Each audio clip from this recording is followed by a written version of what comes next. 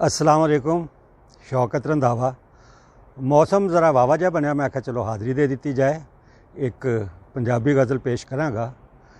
मेरे दो नौजवान बचूंगड़े ने, उस्मान बंदेशा ते मन्नान रंधावा। उन्हां लई फरमाइशी गज़ल है। उस्मान दी माशाअल्लाह अज विआह भी है, शादी है, नवा फेज़ जिंदगी का शुरू हो रहा है। अल्लाह खुशियां भरी हयाती देवे। तो लै बई उस्मान, मेरे वालों न्योंदरा सलामी सही। अर्ज़ है, मुख तेरा वेख्या मैं चाननी दी लोहे नी, मुख तेरा वेख्या मैं चाननी दी लोहे नी, होश ते हवास मेरे गुम सुम होए नी। मुख तेरा वेख्या मैं चाननी दी लोहे नी, होश ते हवास मेरे गुम सुम होए नी। ते अद्धी अख मीट के जे पूरा जिहा तक लें, अद्धी अख मीट के जे पूरा जिहा तक लें, आपे दस कौन फेर पैरों ते खलोए।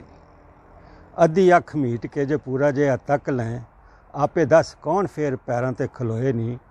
ते सदियां तो फलसफी ये खोज लाउंदे मर गए, सदियां तो फलसफी ये खोज लाउंदे मर गए।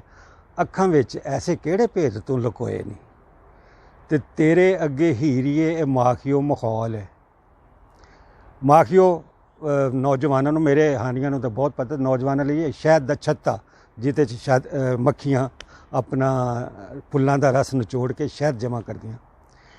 कि तेरे अगे हीरिए ए माखियो मखौल है, अंग अंग विचों तेरे ऐसा रस चोए नहीं। ते जापिया सी कदी इस घर वल आवेंगी, जापिया सी कदी इस घर वल आवेंगी। दिल वाले बूहे अजे तीक नहीं टोए नहीं। ते हर मद रस्से विच इक्को ही मजमून है, हर मद रस्से विच इक्को ही मजमून है। ठोडी वाला तिल तेरा गल्लां विच टोए नहीं। ते अज तू सवेरे खौरे बाग विच आई नहीं।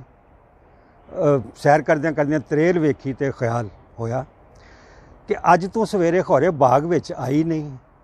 कलियां ते फुल सारे बुक्को बुक रोए नहीं। ते मुख तेरा वेख्या मैं चाननी दी लोहे नहीं, होश ते हवास मेरे गुम सुम होए नहीं। बहुत शुक्रिया।